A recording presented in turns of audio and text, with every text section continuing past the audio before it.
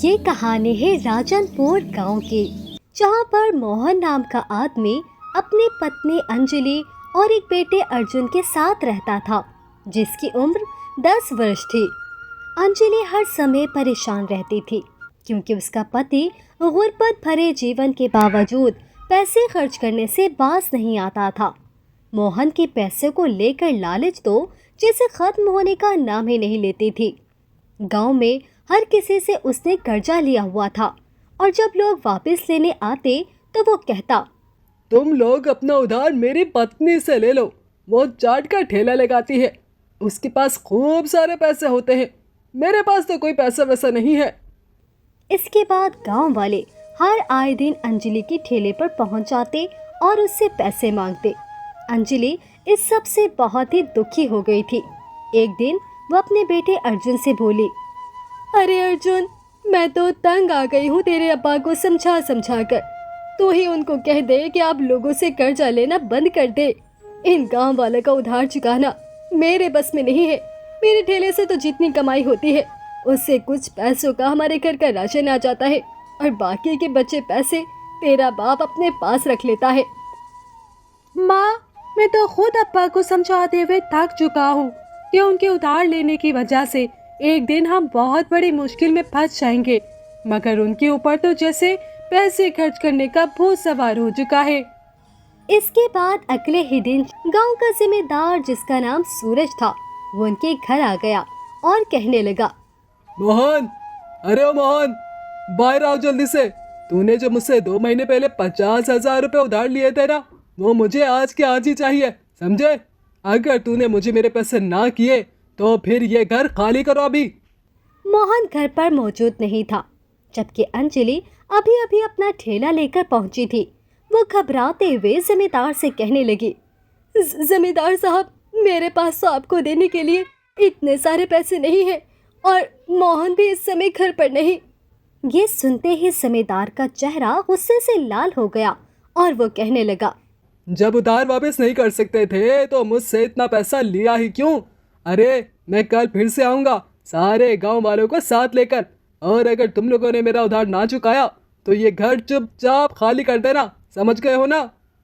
फिर जब मोहन घर वापस आया तो अंजलि ने उसको सारी बात बताई।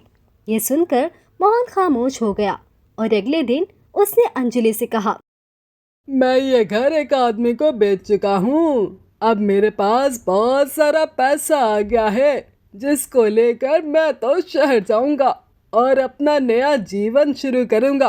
तुम लोगों को जहाँ जाना हो चले जाना। ये क्या कह रहे हो? तुमने मेरा और अपने बेटे अर्जुन का भी नहीं सोचा? हम दोनों कहाँ जाएंगे?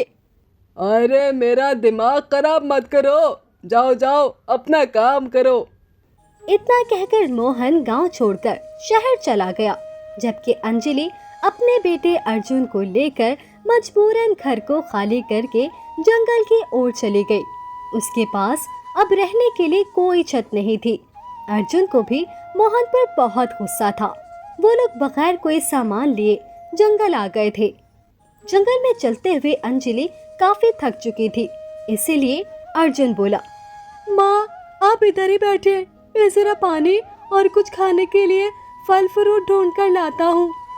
अंजलि वहीं एक नीम के दरख्त की छांव में बैठ गई कि थोड़ी ही देर के बाद एक बाबा जी वहां आए और अंजलि को देखकर कहने लगे, अरे पुत्री, तुम यहाँ इस जंगल में अकेली क्यों बैठी हो? क्या कोई चिंता सता रही है?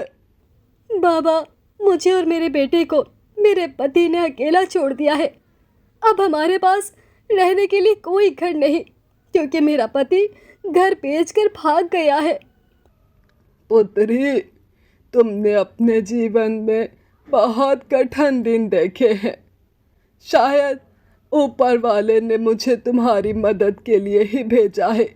ये लो, मेरी तरफ से तुम्हारे लिए ये परिंदा है।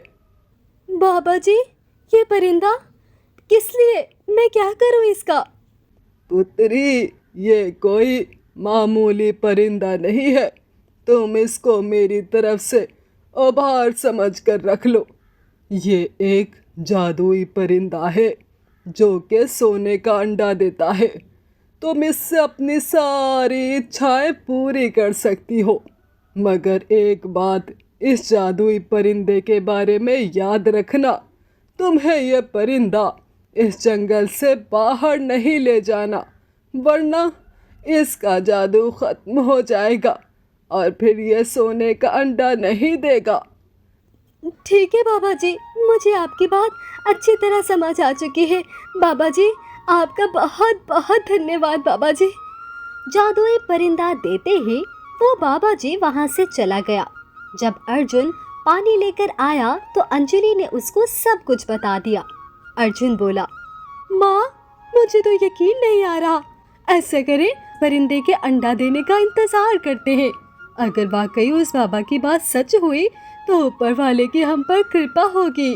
थोड़ी देर के बाद ही उस जादुई परिंदे ने एक चमकता हुआ सोने का अंडा दे दिया, जिसको देखते ही अंजलि और अर्जुन खुश हो गए। अरे वाह माँ, ये तो चमत्कार हो गया। अब से हम इस जादुई परिंदे की मदद से बहुत सारे सोने के अंडे जमा कर लिया करेंगे और फिर उसको बाजार में ले जाकर अच्छे दामों में बेच देंगे। हाँ बेटा, बस अब हम इसी जंगल में झोपड़ी बनाकर रहेंगे, क्योंकि बाबा जी ने कहा था कि अगर हम इस जादुई परिंदे को जंगल से बाहर लेकर गए तो इसका जादुई असर खत्म हो जाएगा। इसके बाद अंजलि और अर्जुन ने मिलकर जंगल में ही लकड़ियों और घास की मदद से एक मजबूत छोटी सी झोपड़ी बना ली, जहाँ पर वो दोनों सुकून से रहने लगे। इन दोनों को ये जिंदगी एक ख्वाब जैसी लग रही थी। इनके गिर्द भले ही इंसान नहीं थे, मगर जंगल में मौजूद बहुत सारे परिंदे इनकी झोपड़ी के गिर्द ही उड़ते, क्योंकि अंजलि उनको भी रोजाना दाना डालकर देती थी। वो सब परिंदे जैसे अंजलि और अर्जुन की जिंदगी का हिस्सा बन गए। यूं जादुई परिंदा मिलने के बाद अंजलि और अर्जुन के दिन बदलने लगे। अब उन्हें किसी चीज की चिंता नहीं रहती थी, मगर अंजलि के दिल में एक बात घर कर गई थी कि मेहनत के बगैर जीवन अधूरा है। वो अर्जुन से बोली, बेटा, ऊपर वाले ने तो हम पर कृपा की है, हमें ये जादुई परिंदा दिया है, मगर हम सारा जीवन मुफ्त के पैसे लेकर नहीं गुजार सकते। क्यों ना हम इस परिंदे के अंडों को बेचकर जो पैसा आता है उससे एक ढाबा खोल ले। पहले भी तो मैं ठेला लगाती थी, अब मजीद खाने पकाकर बेचूंगी। हाँ माँ, ये तो बहुत अच्छा उपाय है। हम जंगल में ही एक छोटा सा ढाबा बना लेते हैं। मुसाफिरों और शिकार करने वालों को आपके हाथ के स्वादिष्ट खाने खिलाएंगे। यूं अगले ही दिन अंजलि और अर्जुन ने मेहनत करना शुरू कर दी। उन्होंने लकड़ियों और दरख्त की शाखों से एक खूबसूरत और छोटा सा ढाबा तैयार किया। कुछ ही दिनों में गांव के लोग जो शिकार के लिए आते, लकड़ियां काटने वाले मजदूर और मुसाफिर वहां इनके ढाबे पर आने लगे। हर कोई कहता, आपके हाथ का जायकेदार खाना तो सबसे अलग है, हमने जिंदगी में कभी ऐसा खाना नहीं खाया। एक दिन एक गांव की औरत खाना खाते हुए बोली, अंजलि, ये तुम कैसे बनाती हो? इस खाने का स्वाद तो बिल्कुल ही अलग है। ये सब मेहनत का कमाल है बहन, मैं तो बस प्यार और मेहनत से पकाती हूँ। दूसरी तरफ मोहन के जीवन में किस्मत ने ऐसा खेल खेला था कि वो अपनी गलतियों की वजह से खाली हाथ रह गया। इसके पास जितने पैसे थे वो सब के सब चोरी हो गए। अब उसके पास ना तो कोई परिवार था और ना ही सर छुपाने को छत।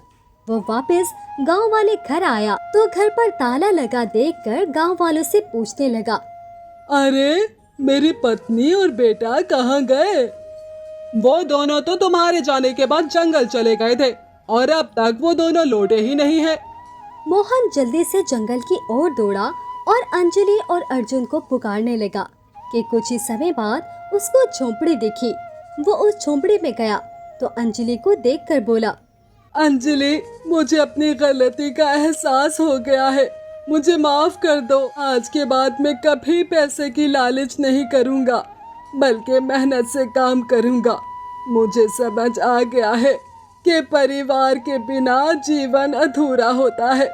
अंजलि, मुझे एक मौका और दे दो। ठीक है मोहन जी, मैंने तुम्हें माफ किया। गलती तो सभी से हो सकती है, लेकिन अब तुम फिर से कभी पहले जैसा ना बनना। हाँ अंजलि, अब मैं तुम दोनों की खुशी के लिए जीऊंगा और खूब मेहनत करूंगा। उस दिन के बाद वो तीनों मिलके उसी जंगल में खुशहाल जीवन गुजारने लगे। ना लालच थी और ना ही कोई लड़ाई, बस एक मुस्कुराता हुआ परिवार था जिसने अपनी मेहनत से अपनी किस्मत को बदल डाला।